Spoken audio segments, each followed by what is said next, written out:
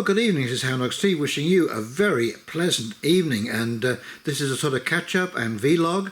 Thank you all, firstly, for sticking with me through all of these ups and downs in my life and the big pauses between videos.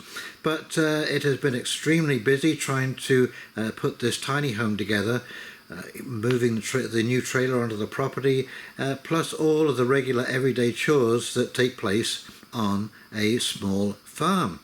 So very time consuming. I'd like to do more, but there you go. And of course the other thing is that we really are abuzz with all kinds of rumours and clickbait and differing opinions. I don't know how many predictions that I have heard in the last 2 or 3 weeks, and who knows which one of them will come to fruition.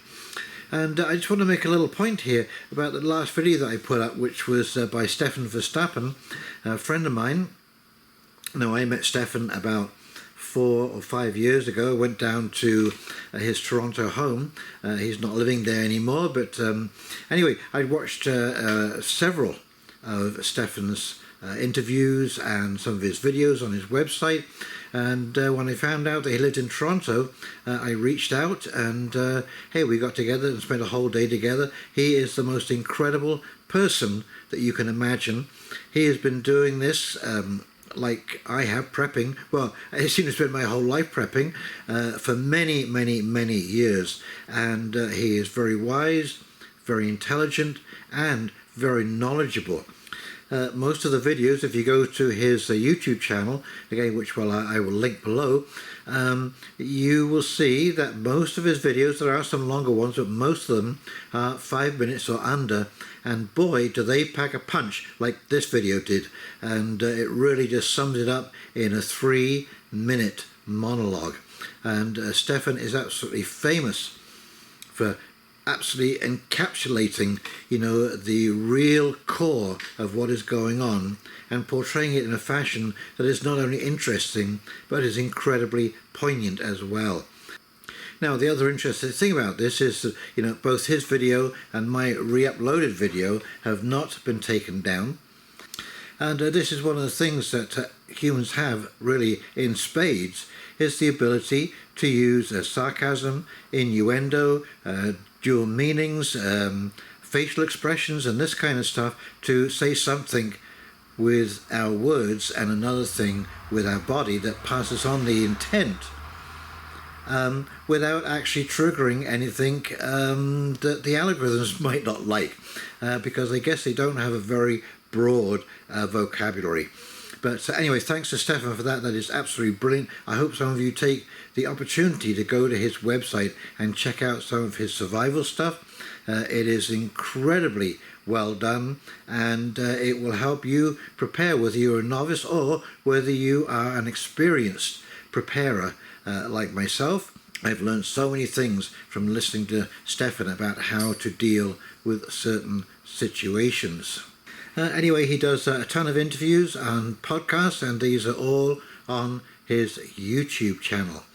And it's interesting, you know, that we should be talking about this, because one of the things that I've mentioned in the past is the importance of basically understanding who you are and how important that is going to be moving forward. There are so many things in society that hold our society together, the way we work around each other and behave with each other, usually governed by peer pressure and approbation. And a lot of these things are changing so rapidly because they're sort of such a background thing. We just take them for granted. They're invisible in our society. But you know, it's these little things that actually hold our entire society together. It's like the knit in a sweater. You know, you pull one stitch and all of a sudden the whole sweater is coming unraveled.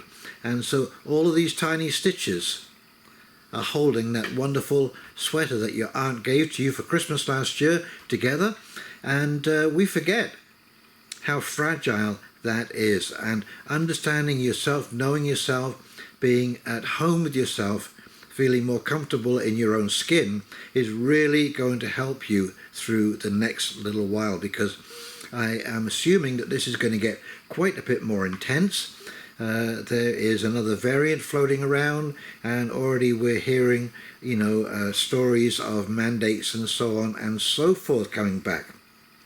Hence the video by Stefan, and hence my re-upload.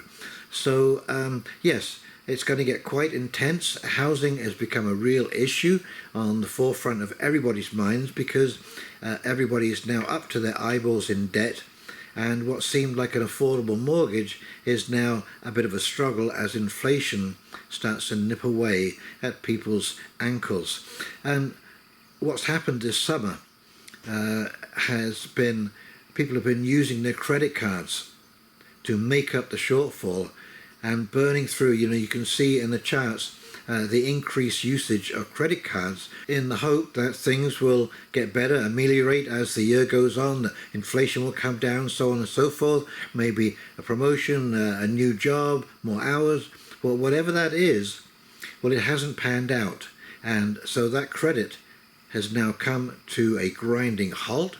And I have a couple of real estate friends who tell me that the real estate market has essentially come to a grinding halt, except maybe some of the lower priced homes that are going. But by and large, yes, the real estate market, which is usually construction real estate, that's the first to be affected in a recession, it's going to be tenuous. We're moving into another heating season. I see the cost of gasoline and diesel is starting to creep up again. We're getting up to $1.70 for a litre of diesel and $1.65 for a litre of gasoline. That will ripple through the entire economy.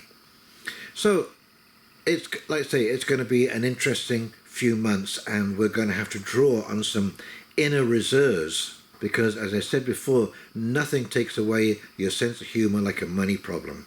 And when everyone else is feeling the same kind of pain, well, there's going to be a lot of people walking around with not much of a sense of humour. So try and be tolerant, try and be understanding as to the plight of others, and that it's not a very comfortable feeling at all. Other than that, things are going well. We're working very hard. Things are getting done, and it's been nice to actually have my time and mind occupied for the entirety of this summer. And it is certainly a wonderful feeling to be working on a worthwhile goal. That is not just the tiny home, but community and this small holding, which is going to become self-sufficient. And as time goes by, I'm seeing more and more people wanting to do this kind of thing. There is a tiny home Facebook page. There is a homesteading Facebook page, where people are sharing ideas and forming an online community, and using the online community to locate other people within their immediate area. So this is a very positive thing. As Buckminster Fuller said, you never change things by fighting the existing reality. You have to build something new and make the old one obsolete. And that is what forming a community is. And hopefully we will draw on all of our lessons from the past, because, people talk about going back to the good old days, but you know what, there were some things about the good old days that weren't quite so good. Maybe some of the parochial attitudes, the prejudices, biases, and so on and so forth. I don't think I want to go back to lynch mobs and witch burnings and that kind of stuff. So, we need to eliminate the worst of our history, and without losing our knowledge of that history, and using that to rebuild something that does work for all people. And I know that might sound a little crass, but I have always said in a deal, I like to see both parties walking away with a smile on their face, because if somebody's unhappy with that deal, that will come back and haunt you. And so it is in your own best interest. Well, look at some of the blowback for the things that happened, over the last century, especially at the beginning, the end of the 18th century and into the 19th century. some of the wars and so on and so forth, some of the invasions and what have you, that is full force blowback taking place right now, certainly in Central Africa. So anyways, this is a vlog on what's been going on the property here and the building and so on and so forth, and a look at some new chicks that were just born the other day. Okay, here we go. Okay, so here we go. The framing is pretty well complete in this container. The light switches and electrical boxes have been installed. As you can see right here, they just screw onto those metal studs. One on the ceiling for a ceiling light.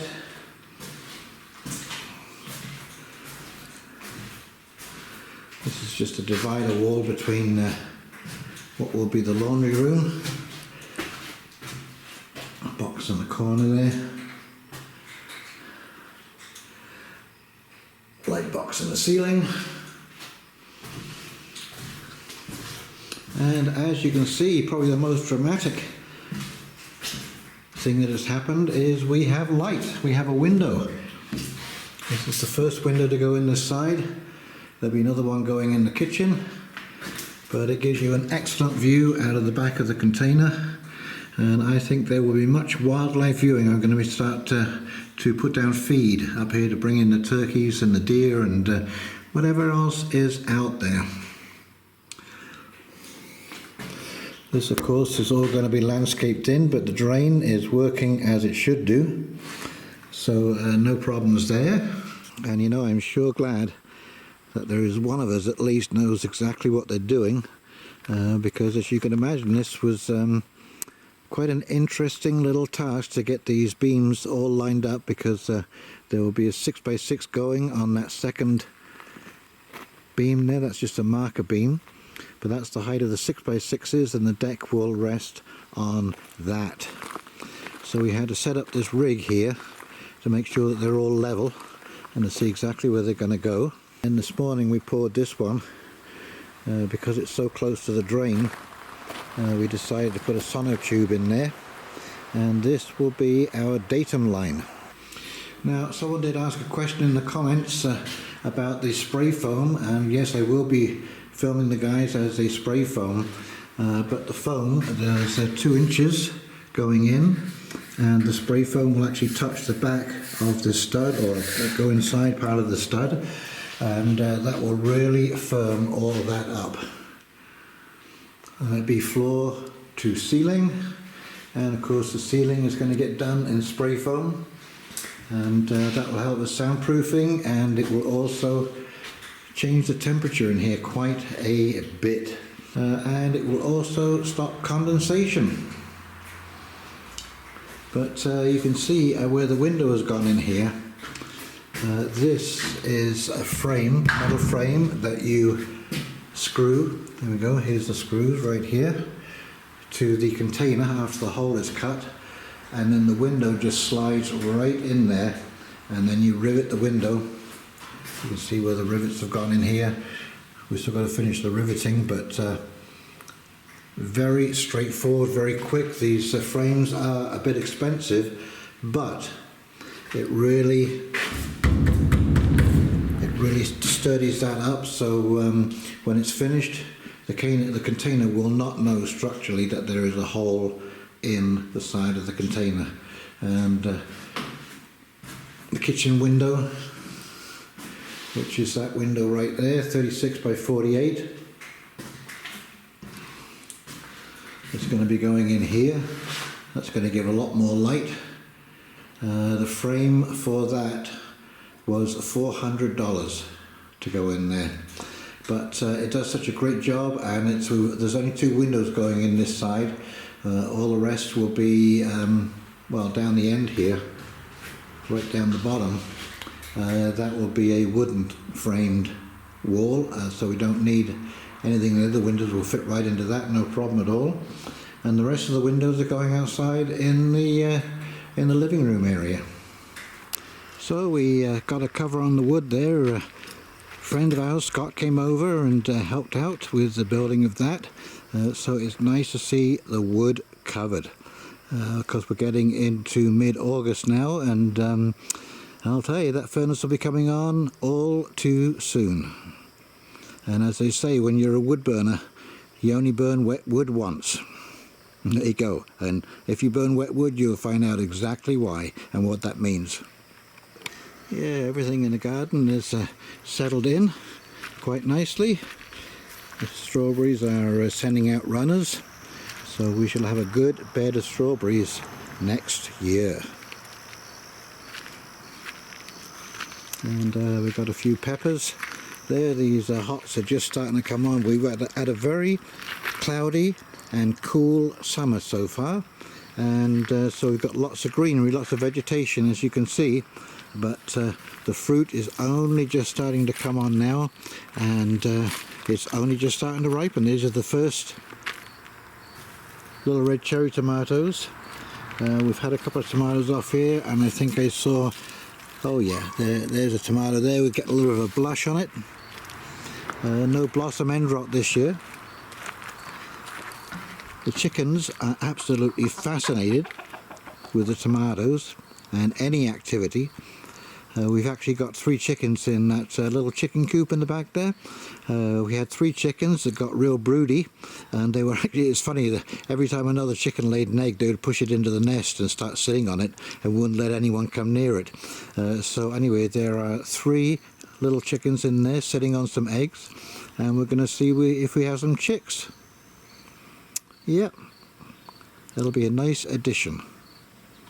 But yeah, this was the big challenge of the last couple of days, is putting in these sonotubes. We just finished off these 2 today, and we poured the sonotube whilst the pad concrete was still wet. There is rebar in there, and there is also, well, I'll show you in a second, pole that we put in the ground just to hold the pad in place. So it just links them all together into one solid lump. Did that the other day. That's curing nicely, and this is the second one we did today, and you can just see the rebar sticking up through there, and of course the bolt is going to fasten this 6x6 beam in place, and then we can finish off this portion. But yeah, that's the pole that we put in the ground, and that just screws in. So that's what it looks like when you get it from the store. And so you drive a piece of rebar in first into the ground, about 3 feet or something, 4 feet, however far you can get it down, and then that rebar goes up the center of that pipe, and that keeps your post nice and straight, so it won't wander as it's being screwed in. So you have a little auger on the bottom, pulls it down, and if there is any criticism, it's this bolt here. This is held in place by a little grub screw, you can see right here, and when you start using the bolt to turn the bar, it just shears right off. So we put a big wrench and a pipe on there. Depending on what you're going through, we're going through clay, so, and rocks, as you can see. This all came off the property here. But yeah, it was a little difficult to get some of the posts in. 1 or 2 we had to move slightly to get away from a big rock that we just couldn't get out. But they work well. And like I say, so that will be anchoring those pads to the ground, 3 feet down. So here you can see in the stages we haven't built the pad yet, the form for the pad. So it looks like that one, and you can see the rebar going down through the center of the pipe. Okay, and it looks a little whacked over because, yeah, we had to whack it a couple of times because it just seemed to lose grip. It would stop going forward where they hit a small stone or something. So anyway, we had to give it a quick tap to get it down and start grabbing in the soil again. And I said, here's the one with the form in place, and hopefully we will be finishing these off by the end of the week. And then on Sunday I'm going to try and arrange for my new trailer to come on the property and be located, and yeah, that'll give me 3 months living quarters. And in the chicken house we have some little chicks. Look at that, you can't see all of them. There are about 6 chicks. They just hatched over the last day or so. We don't know who the daddy is.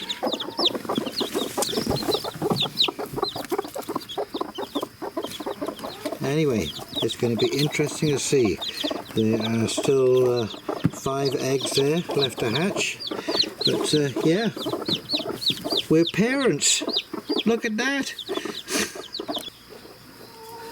You know, I never knew that I loved chickens until I had chickens. They are the funnest things to be around, and we love them all, and we love the eggs. And Jasmine likes the chickens too.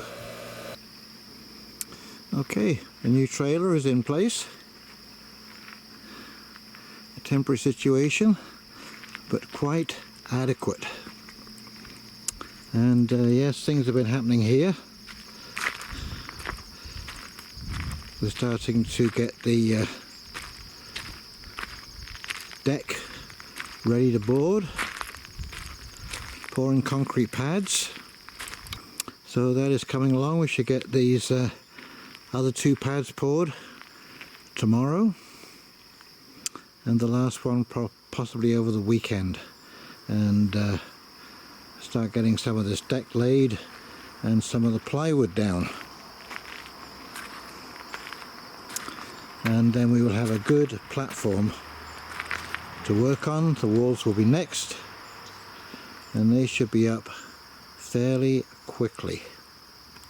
Yeah, work in the container is progressing.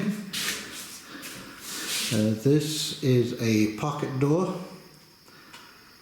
so you won't have anything swinging to either side or blocking the way. You can just leave that open. There's the other section of it. And the kitchen window went in. Look at that.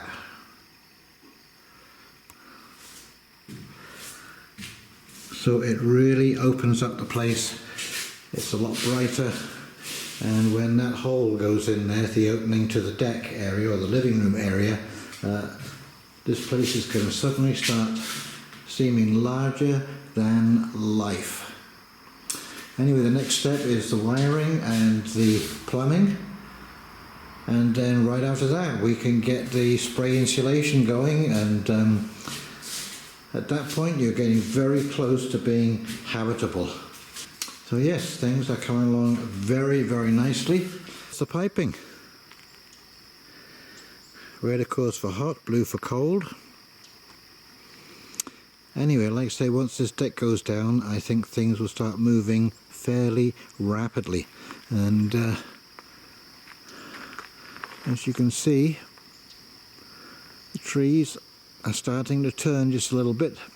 The September long weekend is coming up this weekend, so yes, there will be a big push to get this up, the walls up and the roof on, because once that's done, you can work from inside, and really doesn't matter what the weather is doing. You can, the wood stove will be in, so there'll be heating, and like I said, that's getting very close to being livable. Yeah, as you can see, that whole front area is my kitchen area, and it is nice to have some workspace for food preparation.